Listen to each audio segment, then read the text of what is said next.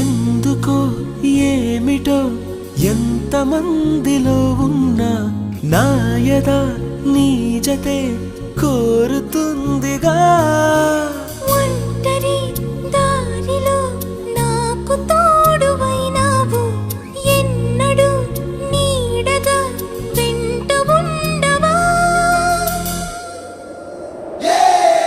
అరే కలలే నిజమైనాయి కనులే ఒకటై కలిపేస్తూ నీ చేయి అడుగే చిందయ్యి మన స్నేహాలు సావాసాలు కలకాలాలకు కథ కావాలి.